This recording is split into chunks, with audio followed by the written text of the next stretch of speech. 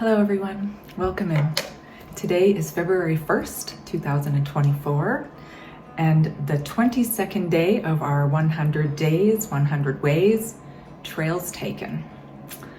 Today is our last question, I guess, for our trail marker. What brings you here? So we get a new one tomorrow. So today's question is, have you ever actually given yourself permission to heal?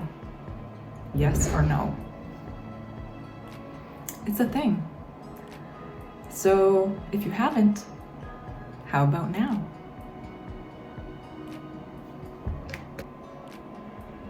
Well, hopefully if you're here, you have given yourself permission. And if you still haven't, there's still time. There's always time. You know, as they say, you can lead a horse to water, but you can't make them drink. So everybody comes when they're ready. Everybody arrives in their own way. You know, whether it's just searching for growth, you know, you're needing something, you're not too sure, or you've had a dark night of the soul and everything seems lost. You know, there's different reasons why we come to that point where we decide that, okay, now's time, right? I surrender. I will look elsewhere. I will open my heart. I will allow for new information. I will try and recognize my limiting beliefs. I will notice when I'm being triggered. And I will be gentle with myself. I won't, I'll allow for the processes to happen naturally and in their own time. And as I said, I'll be gentle with myself. As long as we are doing the best that we can do, and we know that we're doing the best that we can do, then that's all there is, right? Be the best person we can be, have the best habits we can have, but when we do sort of slip or suddenly realize we've, gone back to our old ways, or, it's very easy. We're kind of programmed, right? So we just naturally revert to the things that we've done in the past, even if they were uncomfortable, because uncomfortable things sometimes are comfortable because we know the outcome. We know what we get when we sit in that. We know, maybe we're gonna have to fight with this person, and we're gonna have to argue with that person, and we're gonna be late to work, and all the things, right? We know that that's what happens. The point is to try and get out of that, right? And change those old habits so that we don't live there anymore.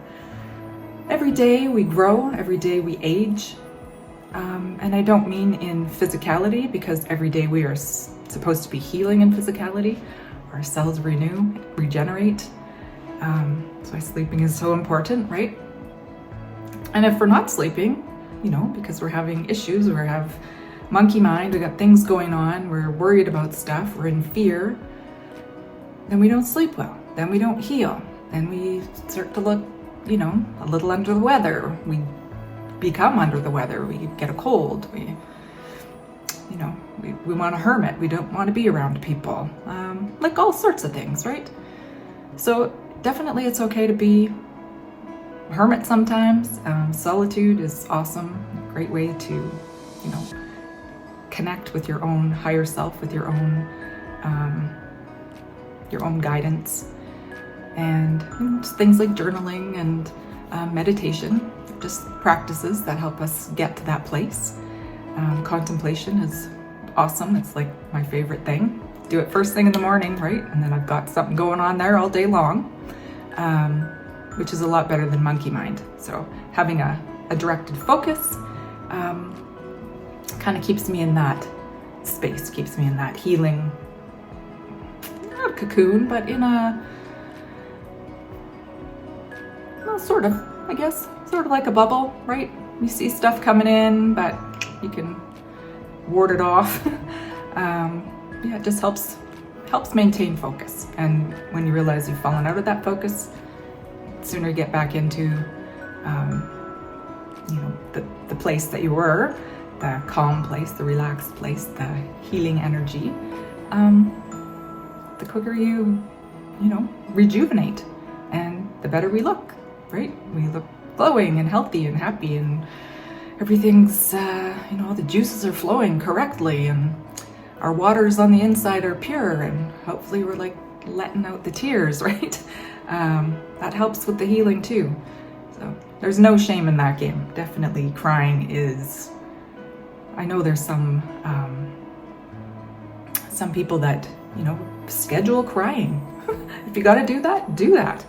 I think if you schedule your